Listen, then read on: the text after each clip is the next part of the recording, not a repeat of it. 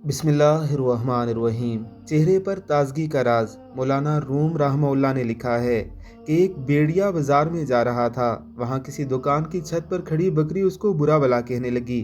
किसी ने कहा, बकरी में इतनी हिम्मत आ गई है जो आपको गालियाँ दे रही है।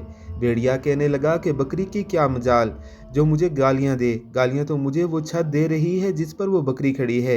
यानी उसका सहारा मजबूत है, इसलिए ये किसी को भी बातें सुना सकती है। इसी तरह एक मुत्तकी इंसान से उसके चेहरे की ताजगी और खुशी का राज पूछा गया। फरमाया, मेरे सारे मामलात रब्बुल आलमीन के हाथ में हैं, तो मुझे हया आती है कि मालिक के कायनात के होते हुए मैं परेशान फिरूं। याद रखें, आपका गम और दुख करना और अफसोस करना आपके मामलात नहीं बदल सकता। हाँ, मगर रब्बुल आलमीन पर भरोसा करना आपके तमाम मामलात बदल सकता है, मसाइल हल कर सकता है। अपनी तदबीर पर नहीं, रब्बुल इज़्ज़त की रहमत पर भरोसा रखें। और फिर आका का गदा होकर अतार क्यों घबराए, घबराए वही जिसका सरकार नहीं होता।